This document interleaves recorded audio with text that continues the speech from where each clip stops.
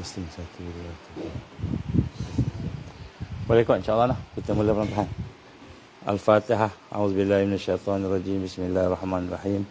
Alhamdulillahirabbil alamin arrahmanir rahim maliki yaumiddin. Iyyaka na'budu wa iyyaka nasta'in. Ihdinas siratal mustaqim. Siratal ladzina an'amta 'alaihim ghairil maghdubi 'alaihim waladdallin. Amin. A'udzubillahi minasyaitonirrajim. Bismillahirrahmanirrahim.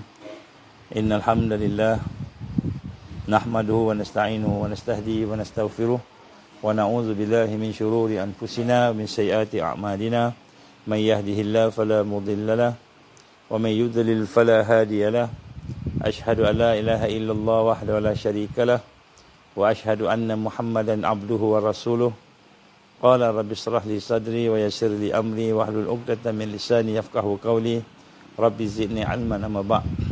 Assalamualaikum warahmatullahi wabarakatuh. Alhamdulillah. Pertama kita syukur pada Allah diberikan kesempatan pada hari ini, insya-Allah untuk sama-sama kita berkumpul dan sama-sama kita cuba menghidupkan suasana ingat dan memperingati sama-sama kita, insya-Allah. Jadi sepatutnya petang tadi Allah izin ada hal sikit, perbincangan panjang sikit, jadi terpaksa dibuat pada malam. Kita tulis itu pun 9 suku, tapi sekarang dah kita terpaksa buat awal, insya-Allah. Baik, alhamdulillah, pertama-tama syukur pada Allah dan kita ingin sama-sama memanjatkan rasa syukur kita itu dengan kita sentiasa mengikhlaskan hati kita supaya hati-hati kita, jiwa kita sentiasa dalam keadaan yakin kepada janji Allah, yakin kepada apa yang telah pun difirmankan oleh Allah Subhanahu Wa Taala. Tolong ambilkan kafi tu. Apa ni? Fizil Quran. Ya.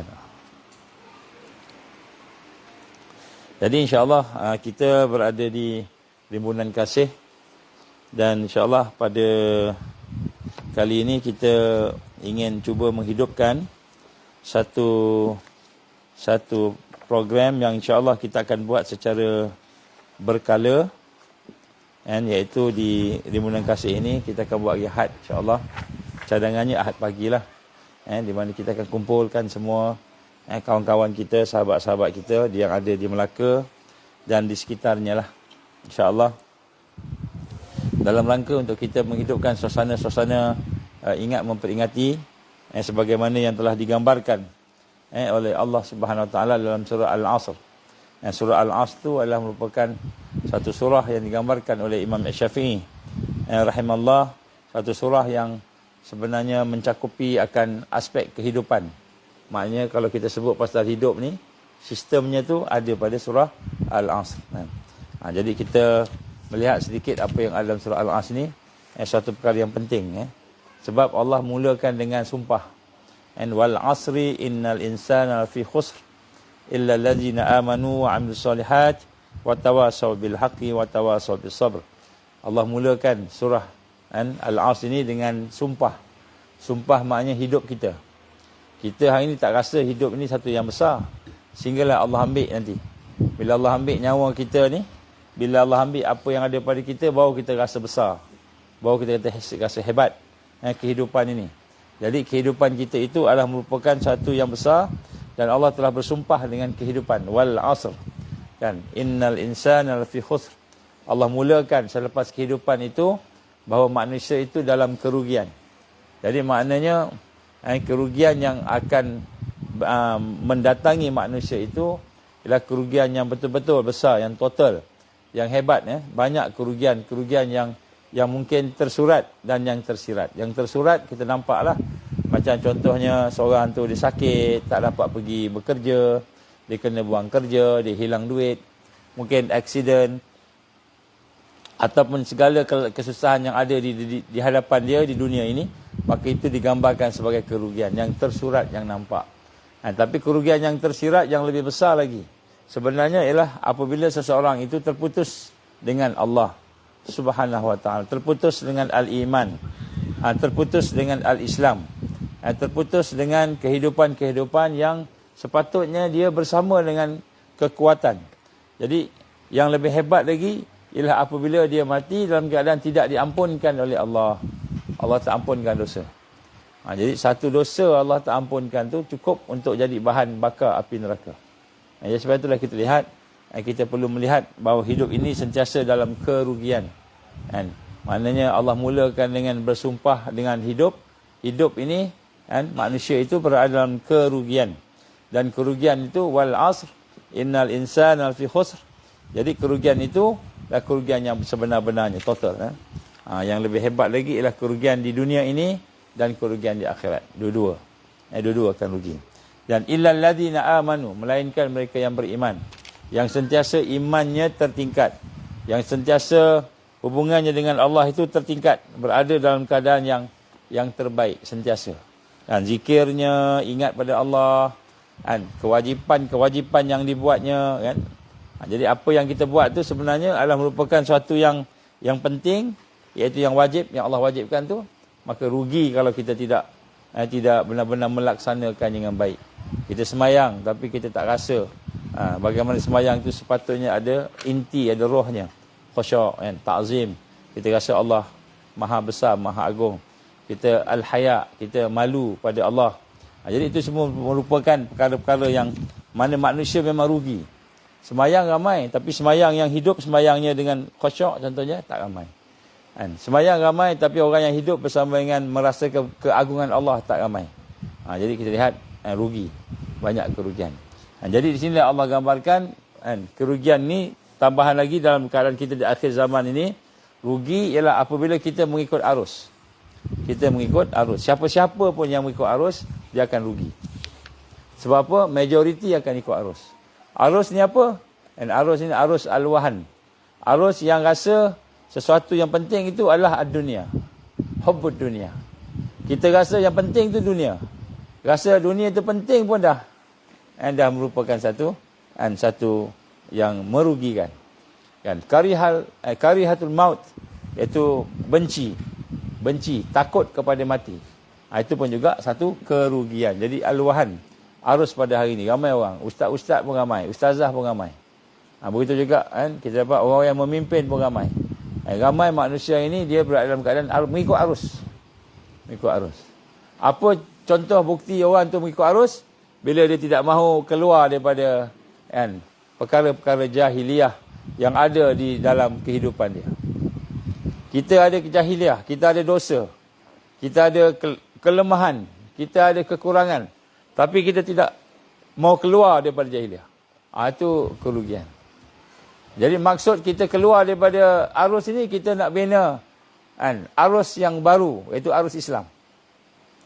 Maknanya walaupun kita hebat berceramah, hebat beramal, pergi haji, pergi umrah, tapi hati kita masih sayang, masih seronok, masih redha dengan sistem-sistem jahiliah itu.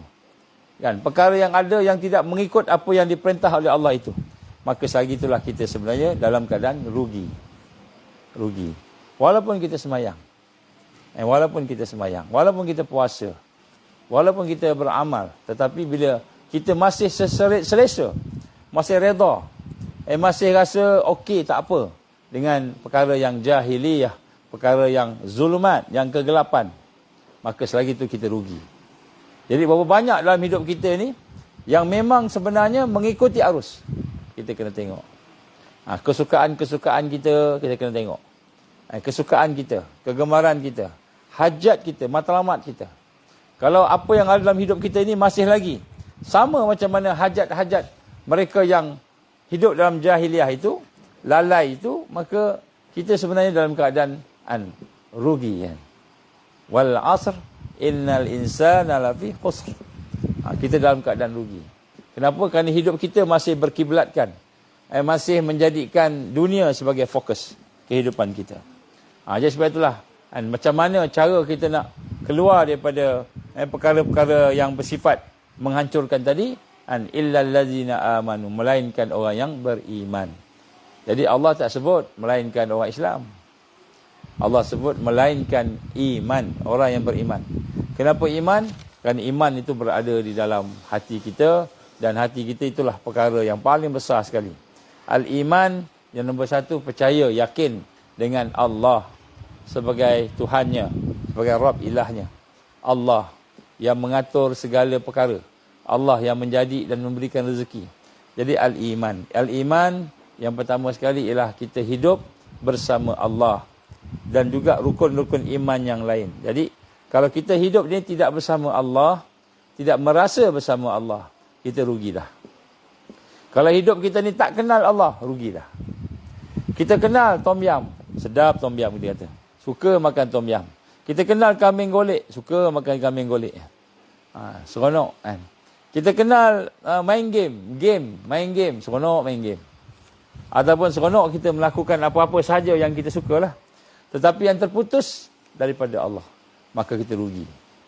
Walaupun kita untung, menang kan, Piala Asia, AFF menang walaupun kita kalah kan. Menang kan, Piala Dunia, menang hoki walaupun kita kalah. Menang dalam pertandingan-pertandingan sukan, menang dalam apa sahaja yang kita ceburi tadi, tetapi terputus. Apabila terputus daripada Allah, maka rugi. Hakikatnya rugi. Itulah yang digambarkan. Jadi sebab tu, yang pertama sekali al-iman. Yang kedua, wal amal salih. Amal soleh ni apa saja yang kita buat yang sampai kepada keredaan Allah, sampai kepada akhirat, barulah digambarkan sebagai amalan yang soleh. Kalau tak sampai pada Allah, walaupun solat tak sampai pada Allah, ada riak, ada lalai, maka dia tak dikira sebagai amal soleh. Ini kita nak kena tengoklah balik semula. Jadi amal soleh. Amal soleh ni juga amal untuk sama-sama kita menegakkan Islam. Menegakkan Islam. Hari ini orang cakap Islam macam-macam. Islam dalam bentuk yang nampak macam hebat, tetapi rupanya bercampur-campur. Kan? Kalau di Palestin, ada seorang sahabat kita daripada Palestin, datang memberikan satu perkongsian satu masa dulu.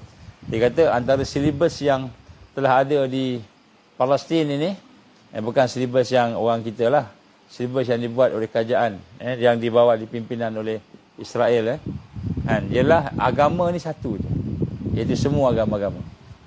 Agama ni sepatutnya ada satu je agama, dan agama itulah semua agama-agama gabungan.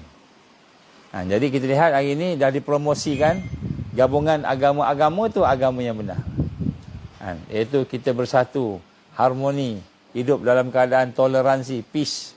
Itulah digambarkan sebagai agama yang benar, bukan lagi al-Islam. Disebut al-Islam itu sebagai salah satu je daripada agama-agama. Supaya apa? Supaya kita hidup dalam keadaan peace. Jadi silibus ni dah masuk kat Palestin dah. Dah masuk dah. Kan? Kalau di Gaza tu mungkin tak ada lah. Kalau yang kita punya tak ada Gaza. Tapi di yang umumnya, di bawah kerajaan Israel, dah ada dah. Dah ada dah. Dan begitu juga di tempat-tempat yang lain. Jadi begitu juga sekarang ini banyak digambarkan kita sedang bersatu dan menyatu. Ada pula menteri, di kalangan menteri ni, yang paling tinggi lah kat Malaysia ni, menyatakan boleh kita bersama-sama dengan tatanan order dunia baru, New World Order. Dia kata New Order ni bagus, baik, bagus kepada semua. Jadi kita nampak perkara itu sudah mulalah. Pemikiran-pemikiran liberal, pemikiran-pemikiran sekular, pemikiran plural telah mula ada di dalam kehidupan arus yang ada pada hari. Dahlah kita lemah kan, kita ni sembahyang pun lemah kan, baca Quran pun lemah dan sebagainya. Jadi arus pula bawa kita. Ya sebab itulah hidup manusia ini berada dalam kerugian, sehinggalah dia keluar daripada amal-amal yang talih, amal yang memutuskan hubungan dia dengan akhirat, dengan Allah Subhanahu Wa Taala. Jadi ini nombor satu, nombor dua ni solusinya kita kena buat sungguh-sungguh. Nombor tiga, nombor empat ni yang saya nak sebut sikit ni. Iaitu nombor tiga ni apa? Apa dia perkara yang boleh mengelakkan daripada kerugian? Iaitu kita berpesan-pesan. Watawasau bil haq, berpesan dengan kebenaran, berpesan dengan kesabaran. Jadi Allah menggunakan istilahnya at-tawasi. At-tawasi maknanya berpesan-pesan. Bukan pesan aja. Bukan nasihat aja. Nasihat menasihati. Jadi amalan ketiga yang boleh membina kepada kita berjaya tak rugi ialah mesti ada pesan memesan. Mesti ada nasihat menasihati. Kan? Watawasau bil haq, watawasau bis sabr, watawasau bil marhamah. Jadi Allah gambarkan dalam ayat-ayat dia bagaimana kita kena berpesan-pesan. Berpesan-pesan ni maknanya hidup sebagai seorang kan, yang bersama dengan sahabat dia, bersaudara. Tak boleh kita duduk seorang-seorang kita. Kalau kita duduk seorang-seorang, confirm rugi. Bukan kita cakap, bukan manusia cakap, bukan saya cakap. Allah firman dalam Quran. Maknanya, al-hus itu, rugi itu, apabila kita tidak ada sahabat soleh. Tidak ada sahabat yang boleh pesan kepada kita. Bagi nasihat kepada kita. Bagi teguran kepada kita. Bila tidak ada sahabat yang boleh bersama-sama pesan memesan, maka rugi kita. Walaupun kita seorang yang hebat, kan, agamanya nampak hebat, amalnya nampak hebat, kan, kita kata hidupnya nampak hebat, tapi kita tak ada sahabat yang nak menasihat kita, nak pesan memesan, tak ada. Kita hidup dengan arus saja. Yang pesan kita CNN, yang pesan kita BBC, yang pesan kita Panglima Dajjal, kan? Hulu balang Dajjal. Yang pesan kita arus. Jadi arus ini ialah arus yang beriman dan arus yang beramal soleh. Jadi sebab itulah kalau kita hidup di negeri kita ni, di negara kita ni, tak ada orang nak hidupkan suasana pesan memesan dengan betul. Kan, pesan memesan dengan sebenarnya. Maka kita akan rugi. Rugi walaupun kita hebat. Serban aja sekilo. Jubah aja 1,5 kilo. Kan. Berat. Kan. Tapi kita tidak ada orang yang nasihatkan kita. Sedangkan Allah gambarkan ad-dinun nasihah. Din itu adalah nasihat menasihati. Dan di sinilah kita lihat bagaimana keadaan yang berlaku dalam kehidupan kita pada hari ini. Kita sering mengabaikan nasihat menasihati. Habis ada orang tanya soalan. Kalau saya duduk dengan sahabat-sahabat kita ni, banyak ngumpat aja. Macam mana? Duduk sama-sama banyak fitnah aja. Banyak namimah, mengadu domba. Macam mana mengadu domba? Bila kita promote permusuhan. Kita suruh orang benci kat seorang tu, mengadu domba, namimah. Ini nak maknanya benda yang berdosa besar. Macam mana nak buat? Kalau kita pergi kedai makan sama-sama, tiba-tiba kawan-kawan kita tu kan ngumpat. Duduk sama bangku dah ni. Bismillahirrahmanirrahim. Kemarin kita mengumpat kan. Tajuk dia. Macam mana buat? Macam mana buat? Kalau sahabat-sahabat kita mengumpat semua. Semua sebut nama orang je. Mula-mula kita cerita pasal A. Lepas cerita pasal B pula. Kita pasal C pula. Macam mana? Wajib kita pesan memesan, nasihat menasihati supaya ngumpat tu tak jadi. Habis kalau dia ngumpat juga, cerita dekat dia. Kan? Tak elok ke apa sebagainya. Kalau dia tak ngumpat, dia ngumpat juga, maka kena sabar. Watawasau bis sabr. Sabar bukan sokong dia. Sabar nak bagi nasihat pada dia. Nasihat yang elok. Jadi kalau orang ngumpat macam mana? Kalau kita pergi kerja, minum-minum mengetih kan, tiba-tiba orang ngumpat. Lepas tu kita kata, kita ni duduk cerita pasal orang ni. Kan, ni dosa ni kan. Lepas tu dia lagi kuat cerita dia kan. Kita pun minta maaf lah. Saya nak kena pergi tandas sekejap. Pergi tandas lebih elok daripada dengar majlis ni. Ataupun saya nak kena pergi sana sekejap. Tu lah pergi sana. Daripada jauh angkat tangan je. Kita duduk sini. Kenapa? Kita tak nak dengar ngumpat. Jadi kalau kita berpesan-pesan, ni tak apa, baru boleh kita tinggalkan majlis ni. Kena tinggalkan majlis. Kalau tak boleh lah, kena tinggalkan majlis. Jadi, tapi tinggal majlis jangan bukan tinggal sungguh-sungguh. Tinggal sebab ada benda haram. Ngumpat ni, wajib ke, sunat ke, makruh ke, harus ke, haram. Ngumpat. Haram. Tak boleh. Haram, dosa. Ngumpat ni, kita kena minta maaf dengan orang yang kita ngumpat tu. Bukan sekadar istighfar je. Kita minta maaf. Assalamualaikum. Tadi pagi saya ngumpat awak. Apa dia? Ni. Tolonglah maafkan saya. Saya tak nak maafkan. Sudah. Baik. Jadi kita kena berpesan-pesan. Jadi sebab tu hidup ni sebab tu kita kena bina. Alhamdulillah RK ni, Rimbunan Kasih ni, kita nak cuma jadikan sebagai tempat untuk kita bertemu, berpisah kerana Allah. Bertemu kerana Allah, berpisah kerana Allah. Kan, kita sama-sama bertemu, ingat memperingati. Bertemu untuk sama-sama kuat menguat antara satu sama lain. Takmil wal istikmal, lengkap melengkapi. Jadi sebab itulah digambarkan kat sini, bagaimana keadaan yang ada di sini ni kita cuba hidupkan. Terutamanya pada kawan-kawan sahabat-sahabat kita lah, yang mungkin agak sibuk lah dengan apa yang ada dalam kehidupannya, supaya sama-sama kita insya-Allah. Baik. Pada hari ini sebenarnya kita nak sama-sama melihat sedikit saja tentang, kita nak mulakan dengan surah Al-Kahfi. Surah Al-Kahfi ini adalah merupakan surah yang ke-18 daripada Al-Quran. Yang merupakan surah yang mempunyai 110 ayat dan termasuk dalam surah-surah Makiyah.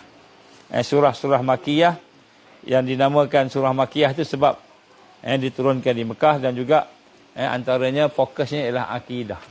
Akidah. Dan surah ini adalah merupakan satu surah yang menceritakan tentang perkara-perkara yang berkaitan dengan persiapan kita untuk berhadapan dengan akhir zaman. Akhir zaman. Jadi kalau kita berada di dalam akhir zaman dan kita tidak memahami tentang Al-Kahfi ini, surah Al-Kahfi ini, maka kita akan dibimbangi, disesatkan, dirosakkan oleh apa yang ada di sekitar kita, arus kita. Kita tak nampak apa yang ada pada arus kita. Dan di sini kita lihat insya-Allah surah ini amat digalakkan oleh Rasulullah sallallahu alaihi wasallam untuk dibaca pada setiap hari, terutamanya pada hari Jumaat. Pada hari Jumaat. Dan tujuan kita membaca surah Al-Kahfi ini ialah untuk kita sama-sama tadabbur, supaya kita dapat bimbingan, panduan tentang kehidupan kita, terutamanya di alam akhir zaman ini. Akhir zaman ini. Jadi secara umumnya surah ini ada 4 kisah yang besar. 4 kisah yang besar. Dan 4 kisah yang besar ini adalah berkenaan dengan kisah-kisah pemuda Al-Kahfi. Kita mungkin dah banyak kali dengar lah pemuda Kahfi ni. Penghuni gua. Sempena dengan namanya Al-Kahfi itu gua. Jadi sebahagian daripadanya adalah merupakan daripada Makiyah, sebahagian daripadanya adalah daripada Madinah, daripada Madaniyah. Baik. Kemudian dia juga merupakan satu juga kisah menceritakan tentang pemilik kebun. Orang yang ada kebun. Ni kita berada kebun ni, ada ladang. Seorang yang orang yang ataupun orang yang memiliki kebun. Dan kemudian berkisahkan Musa alaihissalam dan Nabi Khidir. Juga berkenaan dengan Zulkarnain dan Ya'juj dan Ma'juj. Ini antara 4 kisah besar yang ada dalam surah Al-Kahfi ini, yang pengajaran ini kita amat-amat perlukan sebagai panduan untuk kita melihat apakah yang sedang berlaku pada hari ini. Dan sebenarnya kita lihat apa yang berlaku pada hari ini memang tak boleh lari daripada apa yang ada dalam surah Al-Kahfi. Sebab tu kita kena baca lah. Jadi malam ni kita nak baca semua pun tak boleh, tak sempat. Jadi antaranya kita secara umum dulu. Pada hari ini mungkin secara umum dulu. Mungkin insya-Allah selepas ini kita akan tengok ayat-ayatnya secara terperinci. Kisah yang pertama ialah berkenaan dengan pemuda-pemuda Al-Kahfi. Mengisahkan tentang sekumpulan pemuda yang diuji oleh Allah Subhanahu Wa Taala dengan keimanan mereka. Jadi sebenarnya kalau kita tengok cerita, 4 cerita ni, kan semuanya tu berkaitan dengan pertembungan al-iman dan juga al-kufur, antara al-haq dan al-batil. Jadi dia punya tema dia tu pertembungan. Maknanya tema itu peperangan antara al-haq dan batil. Jadi sebab tu kita nak tengok hari ni, Islam tu bukan hanya sekadar sembahyang puasa, baca Quran, pergi haji, umrah, zikir, kan? Kita kata Islam ni bukan ibadah saja. Tetapi Islam ini dia ada juga musuh. Musuhnya yang merupakan musuh Allah dan juga merupakan musuh kepada umat Muhammad sallallahu alaihi wasallam. Dan musuh itulah yang sebenarnya membina suatu pertembungan. Jadi sebenarnya di akhir zaman ini temanya ialah perang. Temanya bertembung. Bukan temanya aman damai. Macam zaman-zaman mungkin ke peringkat awal dulu. Zaman Nabi Allah Adam alaihissalam. Belum lagi ada pertembungan antara Habil dan Qabil. Ataupun zaman-zaman aman damai sebagainya yang ada sebelum ini. Jadi sebenarnya Al-Kahfi ini menceritakan tentang hakikat dan juga kita kata cerita-cerita kisah yang lain menunjukkan tentang pertembungan antara al-iman, al-haq dengan al-batil, musuh Allah ataupun dunia ini. Dan apa yang ada di dalam kisah-kisah dalam surah Al-Kahfi ini menunjukkan kepada kita bahawa kita amat-amat memerlukan kepada panduan. Dan kita amat memerlukan kepada sahabat yang soleh. Jadi antara tema dalam surah Al-Kahfi juga, kita tak boleh seorang-seorang survive. Tak boleh survive seorang-seorang. Kena ada sahabat. Kena ada orang yang soleh, yang bersama kita, yang saling membimbing antara satu sama lain, yang saling memelihara akidah dan iman. Jadi surah Al-Kahfi ni memang dia kena memelihara iman, memelihara akhirat tadi dengan secara bersama-sama. Ini kisah pemuda Al-Kahfi. Kemudian juga begitu juga kisah pemuda Al-Kahfi telah diberikan ujian dengan iman dan akidah tadi. Begitu juga kisah Nabi Musa alaihissalam. Jadi sebenarnya di akhir zaman ini, antara kisah yang sama dengan kita ni ialah kisah Nabi Musa. Kisah Nabi Musa. Nabi Musa alaihissalam berhadapan dengan Fir'aun. Raja yang ada tentera yang banyak, yang kontrol semua sekali. Begitu jugalah orang di akhir zaman kita ni akan berhadapan dengan Raja Al-Masih. Malik Mesayyak. Raja Al-Masih. Raja Al-Masih. Yang mana pertembungan itu juga adalah merupakan pertembungan orang-orang yang beriman tadi. Jadi Musa alaihissalam diuji juga dengan itu.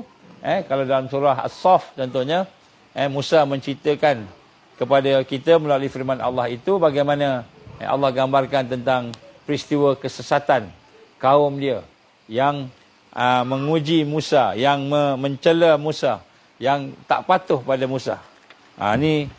Kemudian dalam surah Al-Kahfi ini Allah ceritakan kisah Musa yang kita gambarkan sebagai manusia yang terbaik pada masa itu, digambarkan oleh dia. Ada satu soalan daripada Bani Israel. Wahai Nabiullah, Nabi Musa, siapakah adakah engkau orang yang terbaik kat dunia ni? Yang paling berilmu sekali. Maka Musa berkata, ya, aku paling berilmu. Sebab dia ingat dia yang paling berilmu sekali. Kemudian sehingga dia diteguh oleh Allah Subhanahu Wa Taala. Akhirnya dia kena berjumpa dengan Nabi Khidir. Nabi Khidir ni bukan yang ilmu yang syariat nampak saja, tapi ilmu yang ma'rifat, yang hakikat, ilmu yang tersirat, bukan yang tersirat. Jadi antara fitnah yang besar juga yang kita akan berhadapan dengannya ialah fitnah ilmu. Jadi akhir zaman ni bukan saja fitnah iman, tetapi fitnah ilmu. Ilmu ni apa? Kita rasa kita dah pandai. Dah PhD dah dekat Madinah pula tu. PhD ni kat Madinah. Kemudian jadi mufti pula. Orang lantik pula jadi mufti. Dah pandai sungguh lah. Dah rasa paling pandai lah. Jadi Musa AS merasakan dia yang paling pandai lah. Siapa lagi? Dia lah Rasul. Tiba-tiba ada seorang bernama Khidir. Jadi kisah Nabi Khidir ni bukan hadis dhaif. Bukan hadis dhaif. Bukan kisah-kisah saja-saja. Tak. Dalam Quran. Kisah tentang ilmu yang ada tersurat dan yang ada tersirat. Jadi sinilah kita lihat bagaimana penting kita sebenarnya di akhir zaman ni nak kena tengok bagaimana lagi berilmu kita, lagi kita belajar, lagi tawaduk kita, rendah diri. Apa tanda tawaduk? Kita tak mudah keluar fatwa. Bunyi-bunyi dah surau kita ni. Dia berzikir. Tak mudah keluar fatwa. Walaupun dia tahu, dia fikir dulu. Dia fikir nanti saya beritahu. Jadi hari ini bukan keluar fatwa. Bukan keluar fatwa. Dia memfatwakan orang lain pula. Orang lain itu salah. Jadi mengingatkan kita bahawa tawaduk, rendah diri itu walaupun ilmu yang tidak terhingga. Jadi sebab tu antara fitnah akhir zaman berpecah. Masing-masing kata dia yang terbaik. Dia yang paling pandai. Dia yang paling best. Kan? Dia yang paling, ilmu dia paling tinggi. Sehingga ilmu lain semua, orang lain semua, dia pandang rendah. Jadi rupanya ada juga kisah-kisah begitu di akhir zaman. Jadi Nabi Musa AS disuruh cari Khidir. Nabi Khidir AS dan kemudian berguru dengan dia. Bagi dia syarat, bagi dia apa, akhirnya Nabi Musa AS orang yang kuat. Antara Nabi Ulul Azmi. Kan? Tak mampu nak tahan sabar dengan Khidir AS. Tak mampu. Kenapa? Kerana Allah nak tunjukkan kepada kita, jangan kita rasa kita lebih hebat daripada yang lain. Kita nak kena ada sifat tawaduk. Dan kemudian kisah yang sebelumnya itu ialah kisah tentang pemilik kebun pula. Manusia. Yang Allah SWT telah memberikan kepada dia satu ujian. Maknanya kebunnya hebat. Cilinya panjang-panjang kan. Ikannya besar-besar kan. Ayam gemuk-gemuk kan. Contohlah kan. Kat sini lah kan. Dekat Malaysia ni. Kalau kat sana mana ada kan. Jadi kebun ini telah diberikan oleh Allah Subhanahu Wa Taala yang merupakan sesuatu yang dia yakin bahawa itulah dia yang dia punya. Itu dia punya, dia kata. Besok kita nak apa? Nak tuai. Kan? Semua ni besok nak tuai, akan dapat harta yang banyak sebagainya, untung yang banyak sebagainya, dirasa dia punya.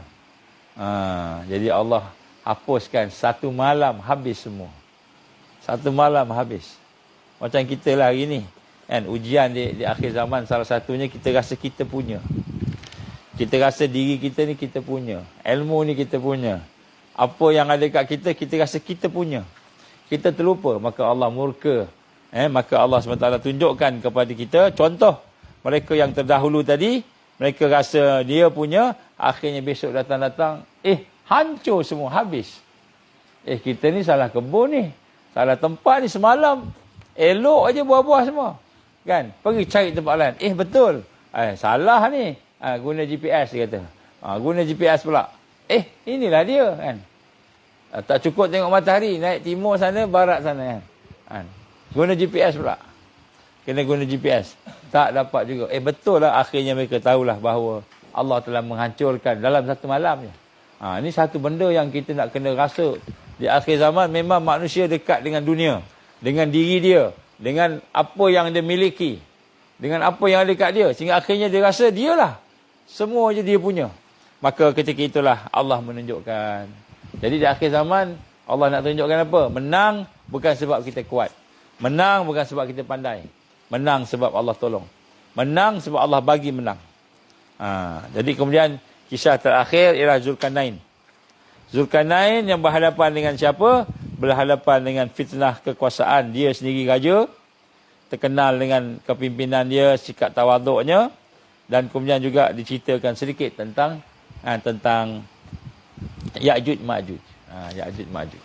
Jadi kita lihat kisah Zulkarnain inilah bagaimana kisah dia yang berkuasa, jadi raja, jadi kehebatan dia, tapi dia masih lagi rendah diri, tawaduk, mengakui kekuasaan Allah dan sebagainya. Akhirnya dia menjadi salah satu contoh dalam kisah di akhir zaman. Dia antara 4 kisah besar yang ada dalam suratul Kahfi yang boleh kita jadikan sebagai panduan dan sebenarnya sangat penting untuk kita melihat semua kisah-kisah tersebut kan. InsyaAllah.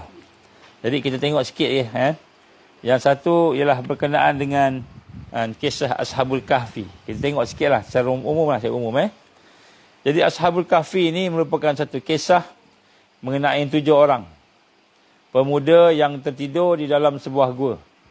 Dekat sini berapa orang pemuda? 1, 2. Buat midi ke pemuda juga lah. 1, 2, 3, 4, 5. 5 orang. Siapa lagi?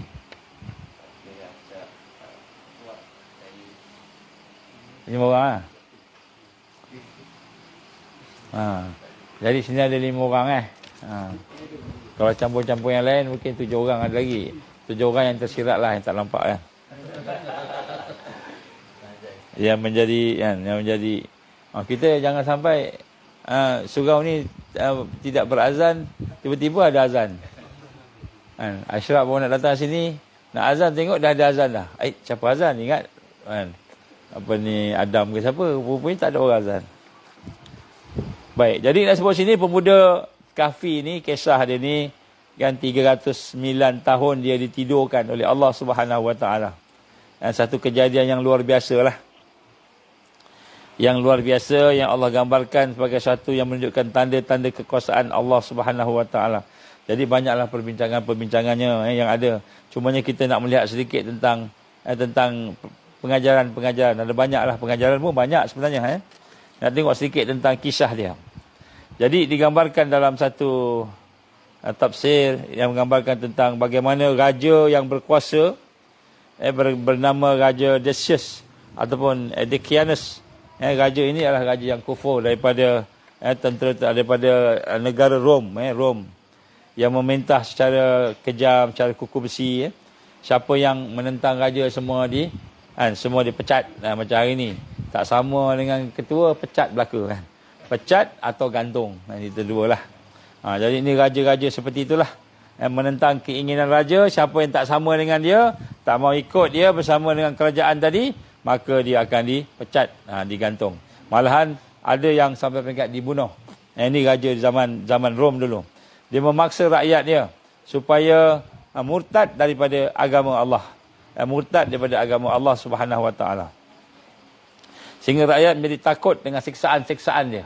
Bayangkan raja paksa kita murtad. Jadi sebenarnya Ashabul Kahfi ni akan berlaku masa Allah akan perlihatkan kita akan dipaksa murtad. Apa paksa murtad ni? Bukan disuruh kita masuk agama lain, tapi disuruh kita bersama dengan agama lain. Mengakui agama lain itu benar. Mengakui Tuhan-Tuhan yang lain itu sama. Maka dalam kisah Ashabul Kahfi ini, seluruh rakyat dipaksa murtad. Jadi kita pun mungkin akan sampai ke peringkat seluruh rakyat dipaksa murtad.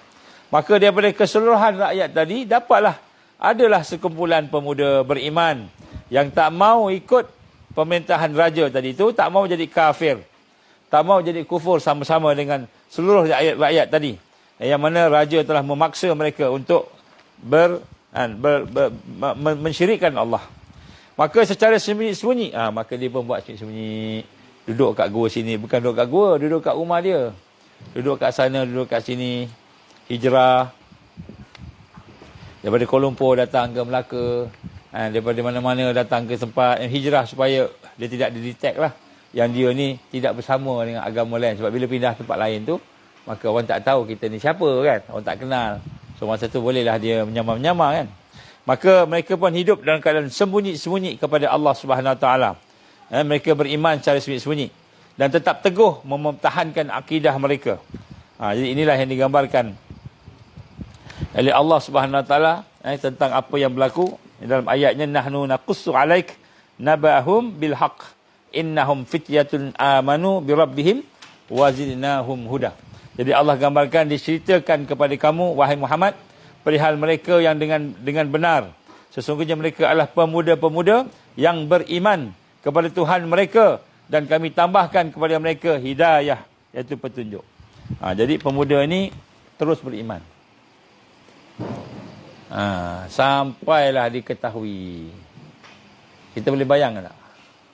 Sampailah diketahui. Terdedah. Yang ini tak ikut kita ni. Ini tak sama kita ni. Kan? Tak sama dengan kita ni. One world religion.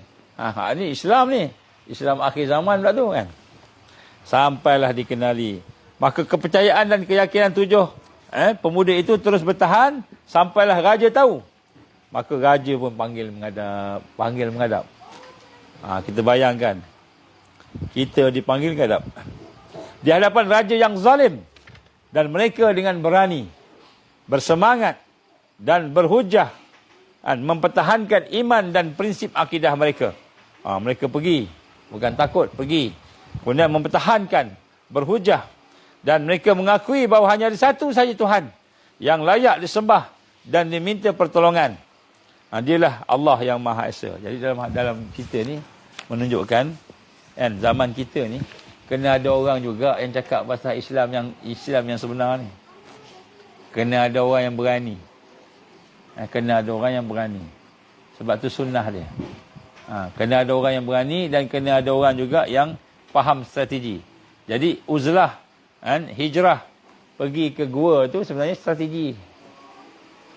Yang nombor satu kena sampaikan. Jadi mereka menyampaikan dan menyatakan tentang Allah yang Maha Esa dan sebagainya. Dan kami telah menegurkan hati mereka. Ini Allah firman dalam surah Al-Kahfi ayat 14-15. Saya baca makna lah panjang. Dan kami telah meneguhkan hati mereka sewaktu mereka berdiri di hadapan raja. Lalu mereka membentangkan dengan menegaskan tauhid. Tuhan kami adalah Tuhan yang mencipta dan mentadbirkan langit dan bumi. Kami tidak sekali-kali akan menyembah Tuhan-Tuhan selain dia. Tak akan ikutlah Tuhan siapa pun. Cakap dengan tegas. Sesungguhnya jika kami menyembah yang lain, bermakna kami telah memperkatakan dan mengakui sesuatu yang amat jauh dari kebenaran. Kaum kami ini telah menjadikan selain dia sebagai Tuhan-Tuhan untuk disembah. Mengapa mereka tidak mengemukakan alasan yang terang kepada mereka tadi? Siapakah yang lebih zalim daripada orang yang mengada-adakan kebohongan terhadap Allah? Jadi ini antara hujah dia. Antara hujah yang Allah gambarkan dalam surah Al-Kahfi. Jadi Raja Dakius ni dan pengikut dia terkejut. Sebab tak boleh nak jawab. Antaranya lah. Tak boleh nak jawab hujah-hujah dia.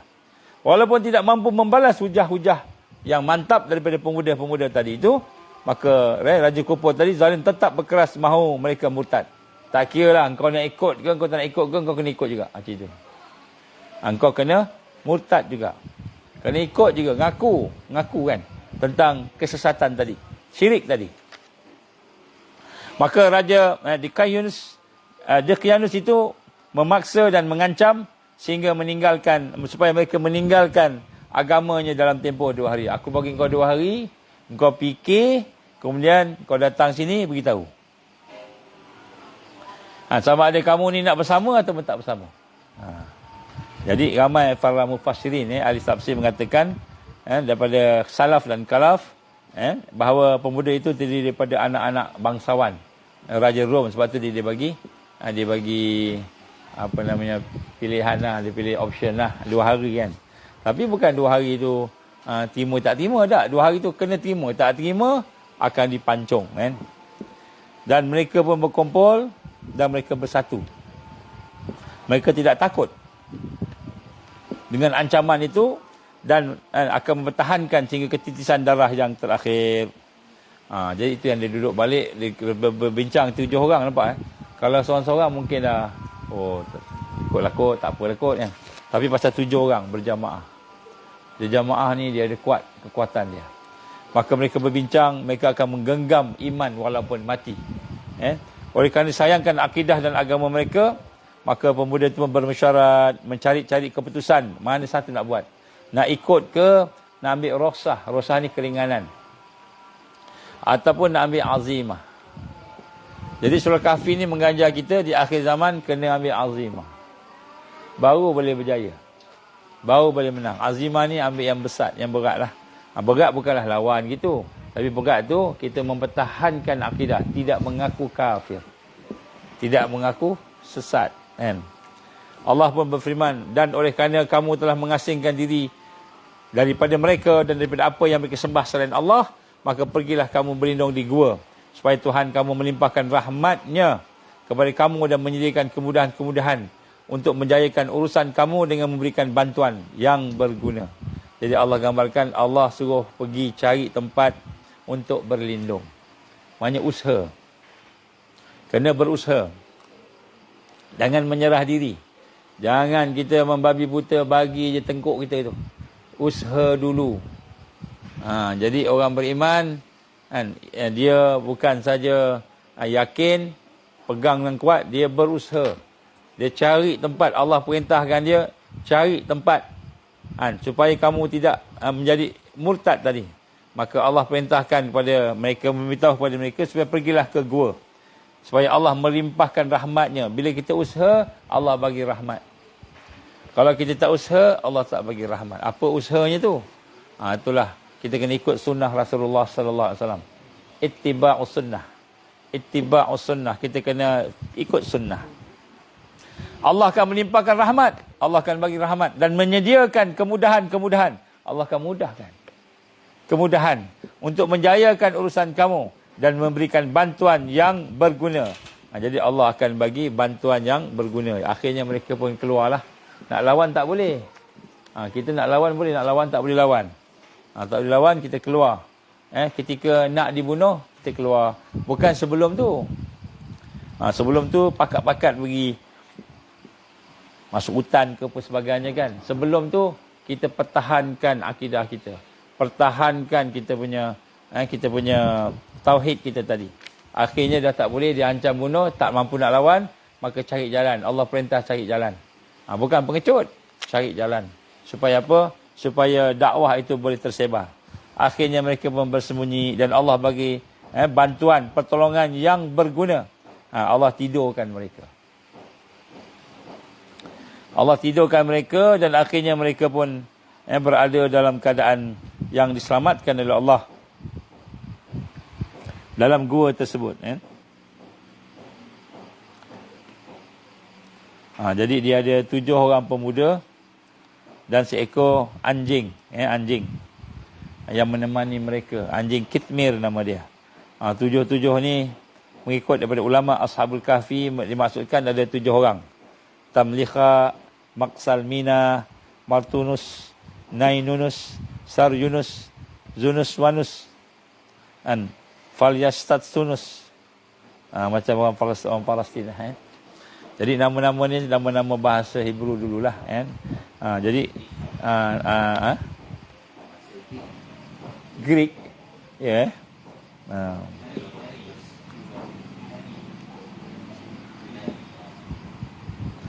Jadi dalam cerita ni semua lepas nak selamatkan akidah mereka, mereka pun jalan pergi masuk ke sebuah gua lah. Kemudian raja gagal nak panggil dia, akhirnya raja memberi arahan seluruh rakyat dikerahkan mencari mereka. Seluruh rakyat. Nampak? Jadi di akhir zaman ni kan, orang yang mengikut arus ni tak kira siapa, mungkin dia ayah ibu kita. Mungkin saudara kita. Mungkin orang yang rapat dengan kita. Tapi bila ikut arus, dia akan cari. Seluruh rakyat dikerah cari. Semua cari. Dan di kalangan mereka ada yang dah lalu pun di depan gua tersebut. Tapi mereka tengok Allah menyelamatkan mereka kerana gua tu dia tengok macam menakutkan. Jadi tengok gua tu, takkanlah dia orang dekat dalam ni. Gua ni macam seram aja kan.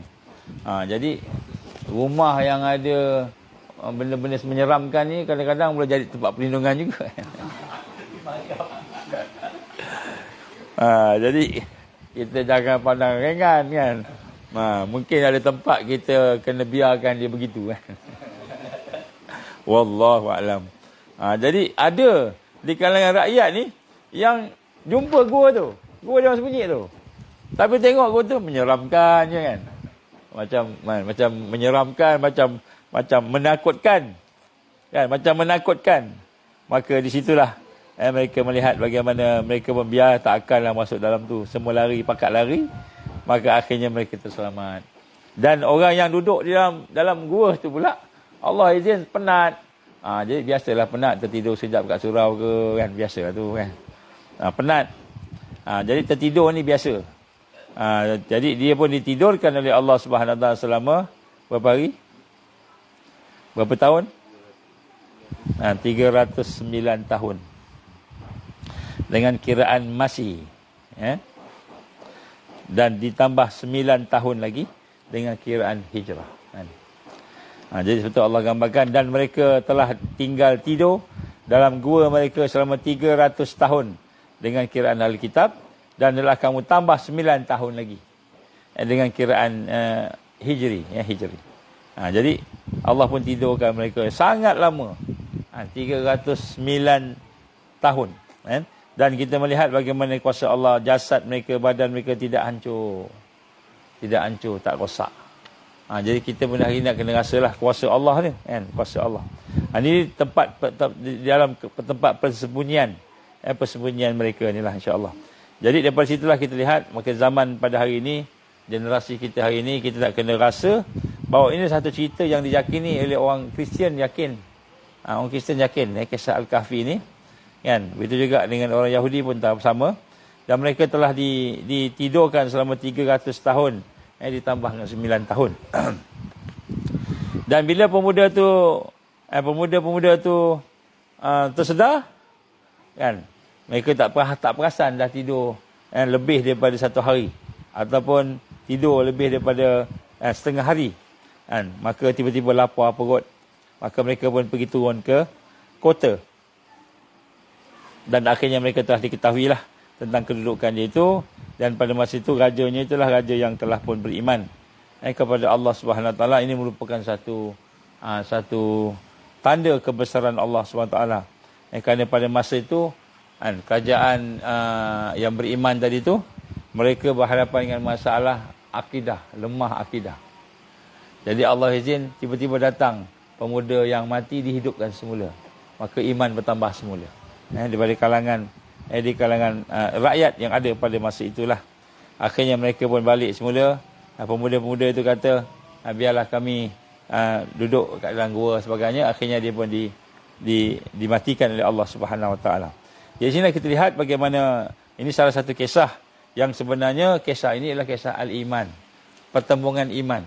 Kita akan berhadapan dengan pertembungan iman. Sekarang ni tak rasa lagi lah.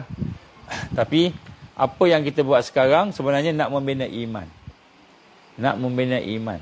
Jadi maknanya kita buat kerja, kita belajar, kita berkawan-kawan, bergaul, bersahabat, kita sama-sama buat aktiviti. Semua tu dalam rangka nak membina iman. Kerana iman inilah yang akan diuji oleh Allah Subhanahu Wa Taala apabila datangnya Al-Masih Dajjal. Datang Dajjal besok, iman. Allah tak uji kita kaya tak kaya, kita miskin ke, kita sakit ke, kita sihat ke. Tapi Allah uji iman kita. Di mana iman kita? Dan kalau kita ada anak-anak, ada keluarga, lagi tanggungjawab kita lagi besar. Sebab kita nak kena tengok juga iman anak-anak kita. Iman orang di bawah tanggungan kita. Kita kena banyak minta pada Allah. Daripada apa yang kita tengok dalam kisah ringkas ni, kita baca kisah ringkas kisah ni. Ringkas tadi, kita tengok tanpa iman tak boleh berjaya. Tak boleh berjaya. Jadi sebab itulah kita lihat bagaimana dalam surah Al-Kahfi ini, bagaimana digambarkan tentang cerita kisah-kisah yang berlaku tadi. Maka dalam kisah-kisah inilah yang akan menunjukkan kepada kita bahawa kita kena meningkatkan iman. Sebab itu setiap hari iman mesti meningkat. Macam mana nak meningkatkan iman? Kita simpulkan, senang aja. Bila kita semakin dekat dengan Allah, kuatlah iman kita. Macam mana kita nak tahu kita dekat dengan Allah? Satu hari kita proses diri kita dengan satu sifat Allah. Ataupun satu nama Allah. Proses. Kita keluar rumah, bangun tidur tu, Alhamdulillah, kan, kita baca syukur padamu kau ya Allah yang telah membangunkan aku tadi. Kita nak rasa Allah ni apa. Hari ni nak cerita pasal Ar-Rahman. Setiap yang kita tengok, Ya Allah, Ya Rahman, Ya Allah, Ya Rahman, Ya Allah, Ya Rahman. Tengok satu-satu sifat Allah yang maha pengasih, yang maha penyayang. Tengok satu-satu.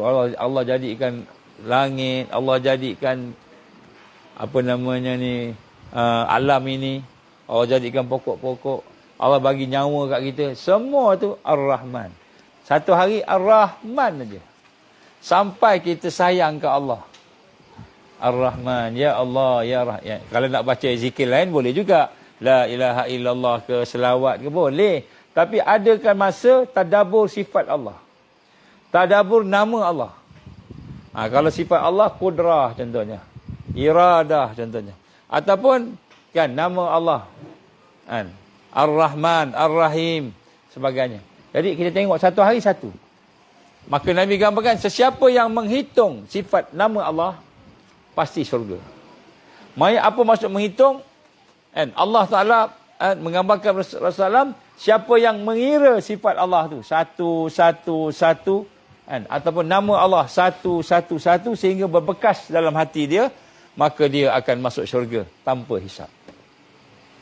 Mana dia dah kenal Allah. Kenal Allah tu dia dah dah selesai satu benda yang paling besar sekali. Kita hari ini, kita kata Ar-Rahman. Allah Ar-Rahim. Tapi kita masih lagi rasa ada kasih, sayang lebih daripada Allah. Sampaikan kita sayang anak kita lebih daripada Allah. Buktinya, apa anak kita nak, kita bagi semua. Kita tak didik anak kita kenal Allah. Contohnya. Kita sayang dengan kerja kita lebih daripada sayang dengan Allah. Masa solat, kita masih lagi main-main. Jadi, kita lihat hari ini, bila kita meningkatkan iman kita. Jadi, setiap masa iman kita tertingkat. Kenal Allah dulu. Al-awwaludin ma'rifatullah. Kenal Allah itu merupakan awal kepada agama. Maka kenal sifat-sifat Allah. Satu hari ajar anak-anak. Kan? Allah ni Ar-Rahman. Sebut Ar-Rahman ni apa? Makna dia. Sebut apa tanda-tanda Ar-Rahman Allah. Sebut. Nampak Allah bagi kita begini. Allah bagi kita, bila kita buat silap, kita buat jahat, kita buat tak tahu tentang dia. Tapi Allah tetap sayang kat kita. Kasih kat kita. Satu-satu. Besok Al-Karim. Ya Allah, Ya Karim. Ya Allah, Ya Karim. Ya Allah, Ya Karim. Ya Karim, Ya Karim. Tengok. Apa Ya Karim ni? Yang maha mulia. Yang maha, yang cepat memperkenankan hajat. Ya Karim. Kita ada hajat. Allah cepat memperkenankan hajat. Ya Allah, Ya Karim. Ya Allah, Ya Karim. Ya Allah, Ya Malik. Ya Allah, Ya Quddus. Satu-satu. Jadi bila kita mula hak tu, insya-Allah hati kita akan mula kenal Allah. Tapi hari ni kita tak kenal yang itu. Kita kenal, kalau orang minat bola sepak, kan? Ronaldo. Lepas Ronaldo, siapa? Dulu Messi. Messi dengan Ronaldo, siapa dulu? Messi dulu. Ni semua berkawan bola ni. Ronaldo dulu Lepas tu pun Messi Oh. Ronaldo Brazil yang botak tu. Lepas tu baru Messi, lepas tu baru Ronaldo yang sekarang ni menjadi nak masuk Islam ni. Dikatakanlah. Amin. Roberto Carlos pun botak juga, Ronaldo botak juga. Oh, ini ada perdebatan pula ni. Kita menghitung siapa dia artis. Kan siapa dulu artis yang paling terkenal sekali, penyanyi yang paling terkenal kan, sampai ada apa tu, anugerah apa? Yang dalam surat khabar Bintang Harian tu. Anugerah bintang popular artis popular lah apalah kan. Kita sibuk-sibuk kan. Siap boleh gaduh pula dengan kawan kita. Seorang sokong Jamal Abdillah, seorang sokong Ramla Ram kan. Mana satu kan. Kita menghitung artis. Kita menghitung, kita kenal siapa yang pemain bola. Kita kenal manusia. Dulu Mahathir lah pujaan kita. Tun Mahathir kan. Lepas tu Najib, bosku. Sekarang ni PMX kan. Jadi orang yang bagi politik macam itu pula kan. Dulu no Anwar, no DAP. Sekarang Anwar and DAP is the only savior. Ni tak ada kaitan dengan mana-mana politik lah kan. Nak tunjukkan kita menghitung manusia, menghitung rahmat. Minta maaf kita cerita sikit Ni cerita ni agak sensitif sikit tapi kena cerita tak? Terasa tak best tak cerita. Ada kawan kita kena sosma. Kena tahan.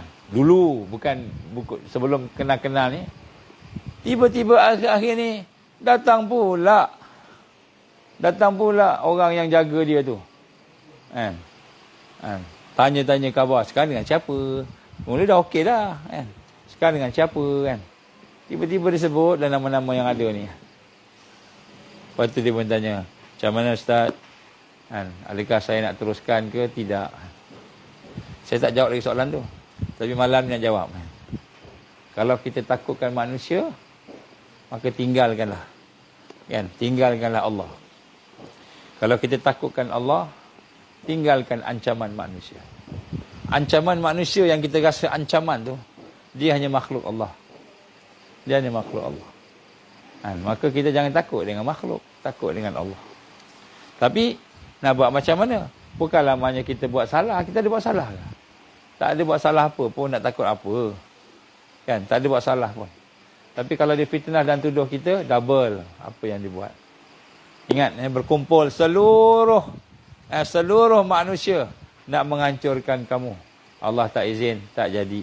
Berkumpul seluruh manusia, jin, campur, nak bagi kebaikan pada kamu. Allah tak bagi, tak jadi. Jadi semuanya ada Allah. Sebab tu doa lah. Banyakkan doa. Sebab tu iman mesti sentiasa meningkat.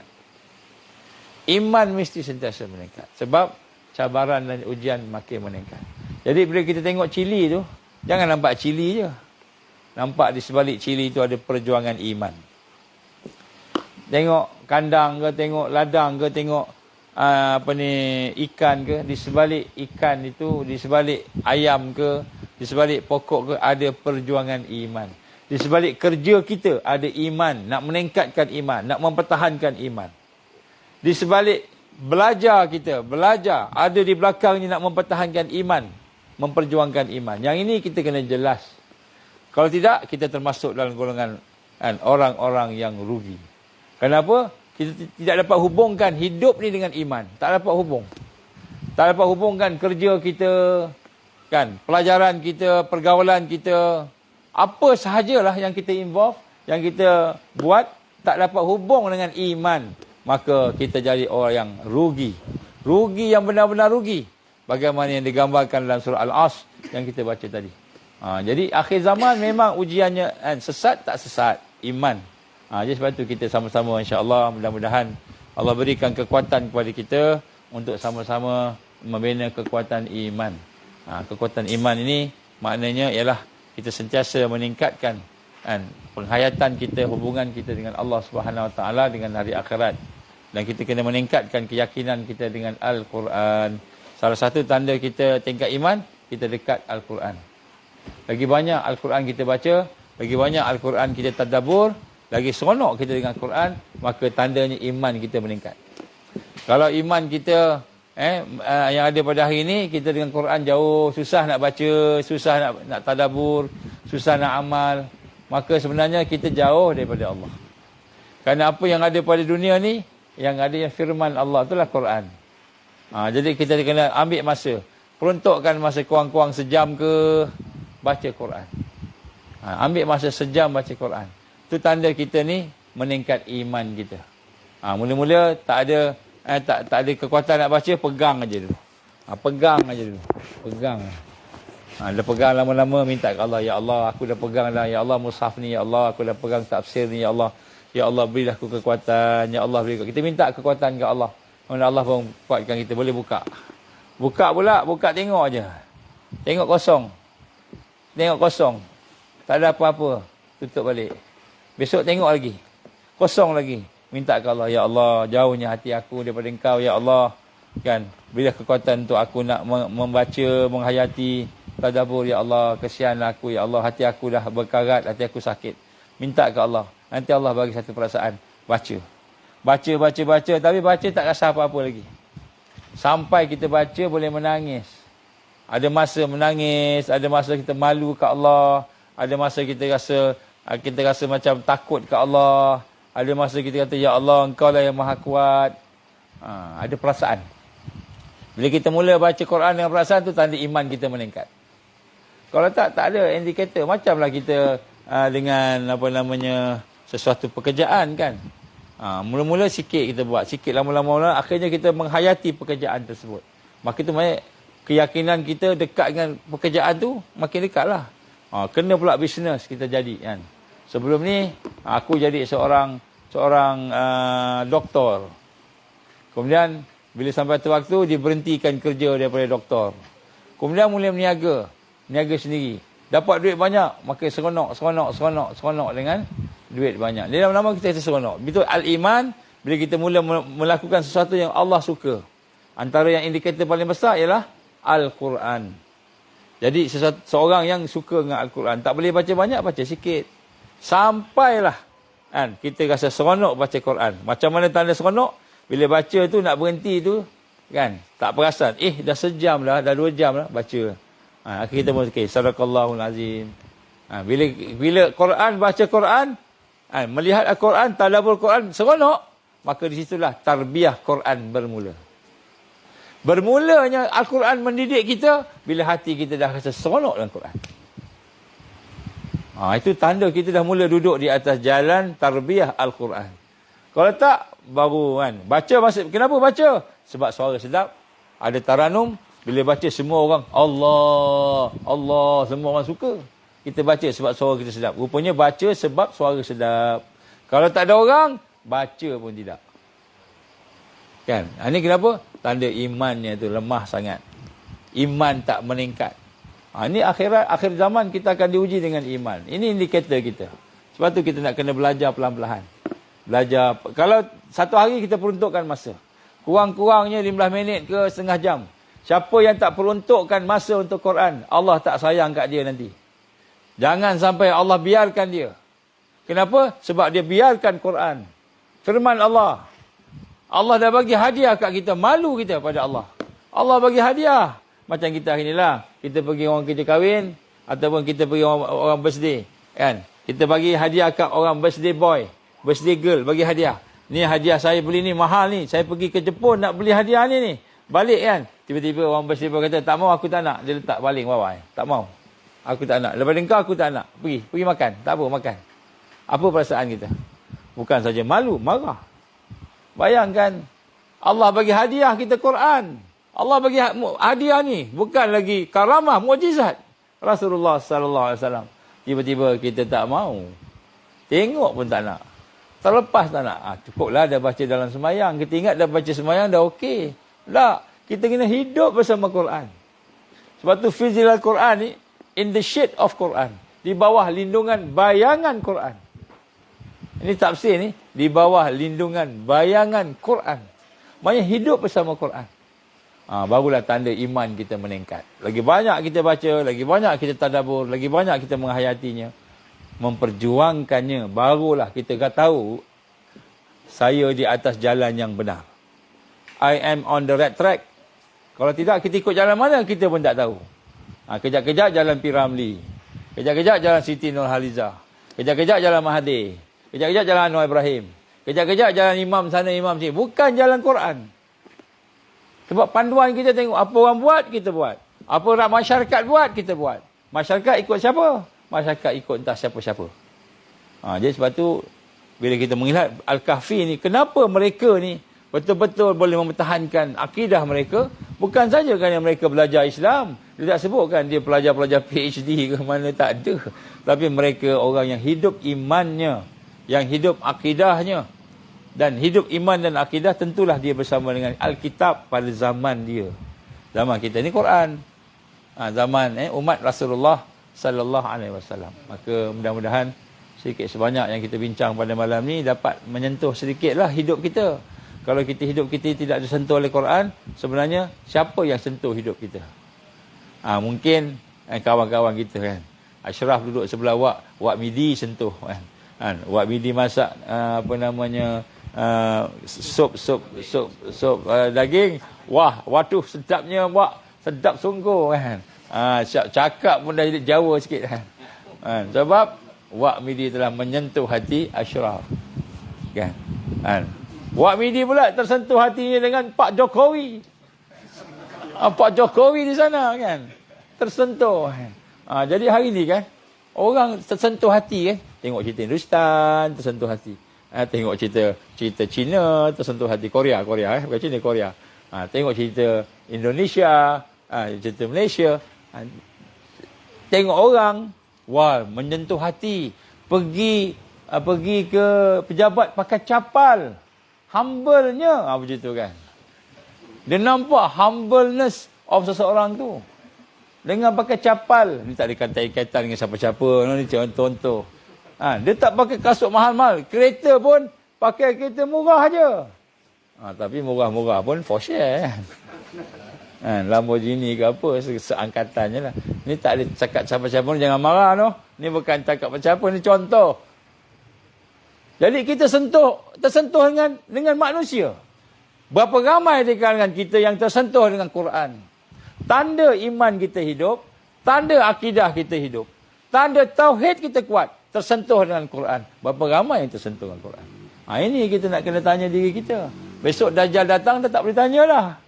Rupa-rupanya kita tersentuh dengan TV daripada Dajjal, movie daripada Dajjal, kan, game daripada Dajjal. Tersentuh dengan artis yang mengagungkan, yang menyembah Dajjal, yang menyembah syaitan.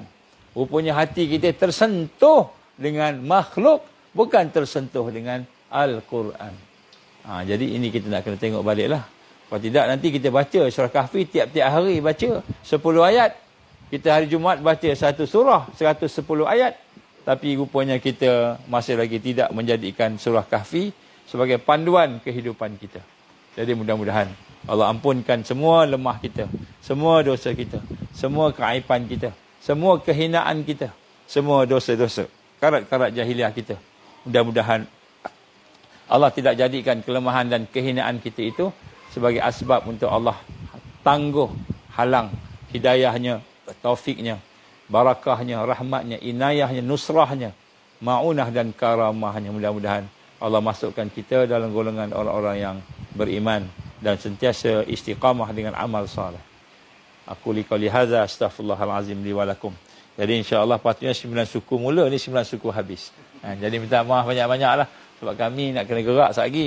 Nak kena balik ke Kuala Lumpur. Jadi kita terpaksa buat awal sikit.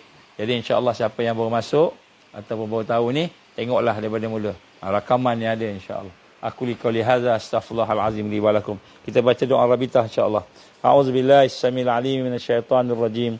Bismillahirrahmanirrahim. Alhamdulillahi rabbil alamin. Wassalatu wassalamu ala asyrafil anbiya'i wal mursalin wa ala alihi wa sahbihi ajma'in. Allahumma innaka ta'lamu anna hadhil qulub qad istamat ala mahabbatik wa taqat ala ta'atik wa tawahadat ala da'watik wa ta'ahadat ala nusrati syari'atik fasik Allahumma rabitataha wa adimuddaha wahdiha subulaha wa amla'aha binurika alladhi la yakhbu washrah suduraha bifaidil iman bik wa jamilit tawakkuli alaik wa ahyiha bima'rifatik wa amit ala syati fi sabilik ya Allah innaka ni'mal maula wa ni'man nasir. Allahumma ya mukallibal qulub thabbit qulubana ala dinik wa ala ta'atik wa ala jihad fi sabilik. La ilaha illa anta subhanaka inna kunna minaz zalimin. Rabbana atmim lana nurana waghfir lana innaka ala kulli syai'in qadir. Rabbana la tuzigh qulubana ba'da idh hadaitana wa hab lana min ladunka rahmah innaka antal wahhab. Rabbana atmim lana nurana waghfir lana innaka ala kulli syai'in qadir. Rabbana atina fid dunya hasanah wa fil akhirati hasanatan wa qina azaban nar. Wa sallallahu ala sayyidina Muhammad wa ala alihi wa sahbihi wa baraka wa sallam. Subhana rabbika rabbil izzati amma yasifun. Wassalamun alal mursalin walhamdulillahi rabbil alamin. Subhanakallahumma wa bihamdika asyhadu an la ilaha illa anta astaghfiruka wa atubu ilaik. Bismillahirrahmanirrahim. Wal 'ashr innal insana lafi khusr illa alladhina amanu wa 'amilus solihat wa tawasaw bil haqqi wa tawasaw bis sabr. Wabillahi taufik wal hidayah. Assalamualaikum warahmatullahi wabarakatuh.